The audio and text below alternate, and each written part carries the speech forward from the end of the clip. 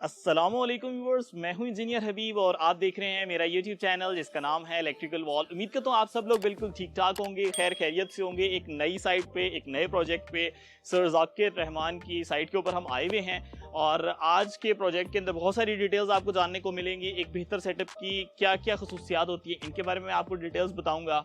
Location की बात कर ली जाए तो मैं इस वक्त बाराज़ई में मौजूद हूँ, जो कि डिस्ट्रिक्ट अटक के अंदर आता है। मैं खुद भी अटक से ही हूँ और यहाँ पर हमने एक सेटअप को इंस्टॉल किया है। सेटअप की डिटेल्स पहले सर बताएंगे, फिर इंशाल्लाह टेक्निकल डिटेल्स मैं आपको बताऊँ। सर जो सारी डिटेल्स बताएंगे, क्योंकि सर यूके से हैं और ज़्यादा फिजिबल इंग्लिश में है, तो ओवर टू सर। और सर आपको पूरा इंट्रोडक्शन देंगे बट इंग्लिश के अंदर।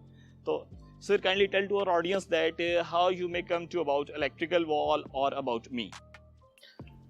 Assalamu alaikum. Thank you, Habib. And I saw your YouTube channel Okay. After thinking about putting solar in here in Pakistan. I had a look at a couple of channels, but I liked your Thanks a lot. Amina, and basically, you know, I thought you were a trustworthy guy. Thanks a lot, sir. So that's why I decided to go with yourselves. Plus, also as a bonus, you were quite local to me, so, which I didn't know at the time. I think so. This is one of the major point that has helped sir to take this decision that I may come over here and install the system. Okay. To the technical part, what type of setup we have installed over here?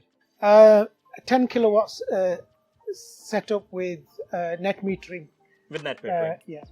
Okay viewers, यहाँ पर एक मैं आपको बात बताते चलूँ कि बाराज़ई के अंदर एक पहला सेटअप जो हमने इंस्टॉल किया है वो नेट मीटरिंग का है। यहाँ के जो इलेक्ट्रिशियंस थे, जो वापडा मैन थे, लाइनमैन थे, उन्हें भी ये सिस्टम के बारे में इंफॉर्मेशन नहीं थी। तो पहले उन्हें कुछ गाइड किया, फिर उनको टाइम टू टाइम बताया कि आपने ये सेटअप लगाना कैसे है, वायर्स कैसे कनेक्ट करनी है। तो इस पूरे एरिया का व्यू आपको नज़र आ रहा होगा। यहाँ पर सोलर सिस्टम्स तो नज़र आ रहे होंगे बट नेट मीटरिंग यहाँ पर नहीं है। तो नेट मीटरिंग यहाँ पर करवाई गई है।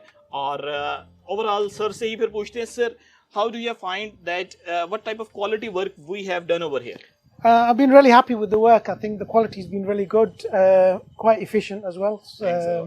It took its time, but I think that's more to do with the processes and application for net metering. Net metering is a headache. And we have to getting spend the a lot of time in order to get green meter outside our house. Okay sir, basically quality he inspection पे काम करते हैं UK के अंदर, तो sir बेहतर तरीके से बता सकते हैं। वन लास्ट क्वेश्चन सर, जो इक्विपमेंट यहाँ पर हमने इंस्टॉल किया है उसके बारे में आपने कैसे सेलेक्ट किया कि आपको यही इक्विपमेंट चाहिए? क्योंकि हमारे इधर लोकल एरिया में इवन ये कि जब मैंने अटक में अपना सेटअप स्टार्ट किया तो हम यही सोचते थे कि ये क्वालिटी वर्क यहाँ पर चलेगा, क्योंकि यहाँ पर बी ग्रेड सी ग्रेड के ऊपर ज्यादा काम किया जाता है। आपने कैसे डिसाइड किया कि आपको विलेज में रहते हुए भी यहाँ पर एक हाई क्वालिटी वर्क ही चाहिए?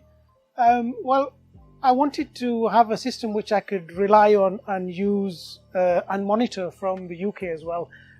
So I wanted something, you know, something with quality in mind that will last me 4 or 5 years at least. Inshallah, after making that, you know, large investment. Yes. But also the fact that if it, you know, mashallah, if it goes really well here as well, I intend to maybe get a solar system installed to the masjid next door as well. इंशाल्लाह viewers, इरादा हमारा ये, हमने site सर्वे भी किया। मेरे left side के ऊपर एक मस्जिद है, तो इंशाल्लाह नेक्स्ट हम वहाँ पर भी एक कंप्लीट सोलर सिस्टम को इंस्टॉल करेंगे।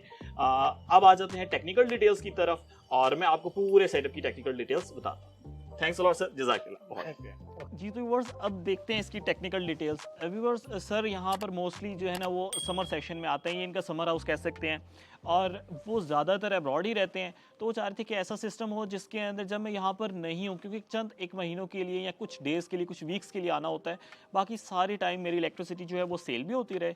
और जब मैं आ जाऊँ तो विलेज है, गाँव है, यहाँ पर बहुत ज़्यादा लोड शेडिंग होती है। तो यहाँ पर मैं उस सिस्टम में से या पार्शली या फुली उस सिस्टम को हाइब्रिड कर लूँ। तो मैंने कहा सर फुली तो पॉसिबल तभी होगा जब आप एक ऐसा इन्वर्टर लगाएंगे जो प्योरली हाइब्रिड सिस्टम होगा।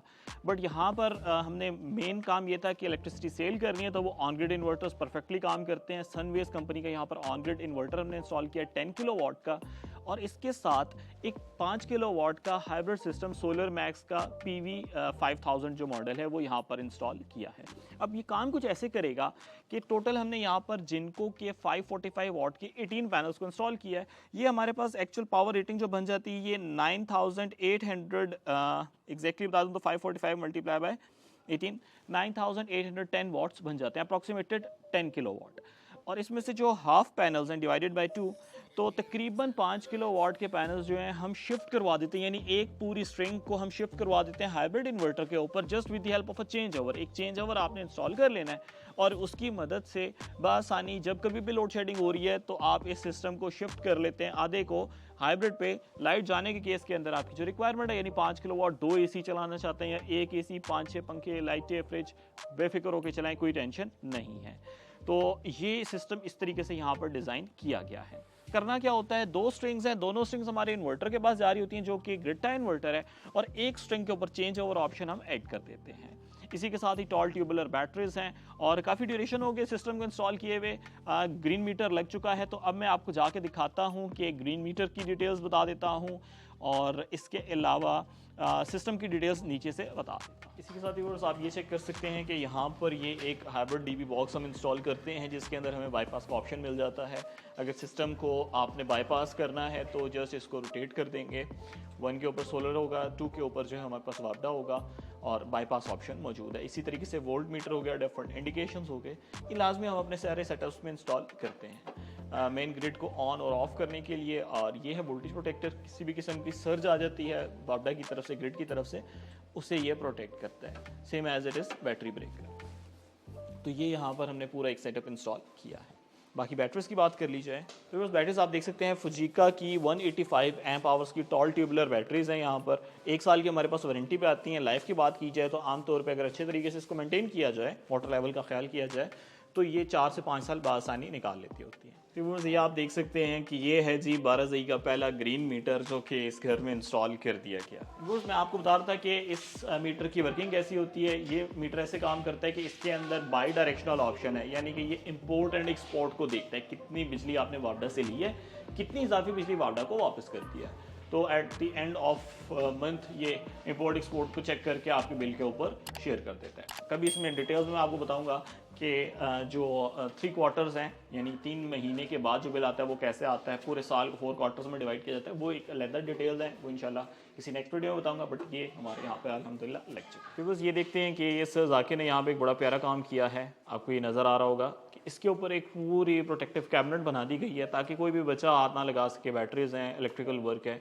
आप समझ सकते हैं ये पूरा एक इलेक्ट्रिकल सेक्शन बन गया है कि जिसके अंदर यहाँ पर इन्वर्टर, बैटरीज, चेंज ओवर, सारी चीज़ें यहीं पर है। इसको मैं ओपन करके आपको चेक करवाता हूँ। इस वक्त यहाँ पर आप देख सकते हैं कुछ थोड़ा सा इलेक्ट्रिकल वर्क चल रहा है, इसीलिए इसके साथ ये जो डीबी बॉक्सेस हैं इसको ओपन किया गया है और ये आप देख सकते हैं कि दोनों इन्वर्टर्स आपको डिस्प्ले पे नज़र आ रहे हैं। अभी ये है वो चेंज ओवर, इसको अप और डाउन करके हम सोलर पैनल्स की दोनों स्ट्रिंग को फीडिंग के लिए भेज सकते हैं या फिर अपने हाइब्रिड इन्वर्टर की तरफ भेज सकते हैं। व्यूअर्स आप देख सकते हैं कि मेरी स्टैंडिंग हाइट से पैनल्स की हाइट जो है वो नीचे है। आपको पैरापेट वॉल्स यहाँ पर नज़र आ रही होंगी, मेरे ख्याल से 3 या 3.5 फुट की हैं और 2 ही ऑप्शन होते हैं, या फैब्रिकेशन कर लें कि सर कहते हैं हमारी छत यूज़ नहीं होती, और आप कोशिश करें कि सिस्टम ऐसा इंस्टॉल हो जो पैरापेट वॉल पर्दों से नीचे रहे। तो हमने यहाँ पर L2 स्ट्रक्चर्स लगाए, L3 लगाते तो फिर पर्दों से बाहर चले जाते थे और एयर ड्रिफ्ट इफेक्ट यहाँ पर बहुत ज़्यादा होता है, हवा का प्रेशर काफ़ी होता है। आल्दो L3 या फिर फैब्रिकेशन बहुत आसानी से सस्टेन करता है, बट सर की रिक्वायरमेंट थी तो हमने कहा उसको एज इट इज़ फुलफिल किया जाए। आप देख सकते हैं कि यहाँ पर सारे पैनल्स जो हैं वो L2 स्ट्रक्चर पर लगाए गए हैं। इसी के साथ ही व्यूअर्स आप ये सिविल वर्क चेक कर सकते हैं, जो L2 स्ट्रक्चर की बैक लेग्स होती हैं उनके ऊपर हम एक फाउंडेशन बनवा देते हैं। बेसिकली ये सिविल वर्क में आता है, हम क्लाइंट से ही कहते हैं कि आप ये सिविल वर्क करवा लें, और ये इन्होंने एक डिफरेंट शेप में बनवा दी है। वैसे हम ब्लॉक्स में बनवाते हैं बट इन्होंने अच्छा खासा मटेरियल डाला है तो वो टेंशन नहीं है कि मूव करेगा, बट ये आमतौर पे हम ब्लॉक्स में बनवा देते हैं ताकि कोई भी सीपेज ना अंदर जाए, और ऑब्वियसली बेस हैवी होगी तो एयर ड्राफ्ट उसके ऊपर बिल्कुल भी नहीं लगेगी। एंकर बोल्ट से इनको लगाया जाता है तो ये RCC छत यानी लेंटर वाली छत के अंदर बिल्कुल फर्म फिक्स हो जाते हैं। तो बस उम्मीद करता हूँ कि आज की वीडियो आपको बहुत पसंद आई होगी, और अगर आप भी कॉन्टैक्ट करना चाहते हैं, सोलर सिस्टम इंस्टॉल करवाना चाहते हैं, मोस्ट वेलकम, आप ज़रूर कॉन्टैक्ट कर लें। मेरा फर्स्ट टास्क ये नहीं होता, मेरा मेन पर्पज़ यही होता है कि मैं आपको बता सकूँ ये कैसे होता है, कैसे आपने ये फीचर्स को ऐड करना है, क्योंकि मेरा लिमिटेड सा जोन है वर्किंग का। मैं इस्लामाबाद, रावलपिंडी, KPK और अटक नियर अबाउट में करता हूँ। आल्दो मैंने दूर दूर भी जाके प्रोजेक्ट किए। नेक्स्ट प्रोजेक्ट इंशाल्लाह हमारा कराची के अंदर है, और लाहौर में बहुत ज़्यादा काम किया है, जेलों में बहुत ज़्यादा काम किया है, बट अवेलेबिलिटी होती है अगर प्रोजेक्ट्स क्यू में बहुत ज़्यादा ना हो तो फिर हम आउट ऑफ स्टेशन प्रोजेक्ट्स भी कर लेते हैं, बट ये मेरा ज़्यादा वर्किंग जोन है।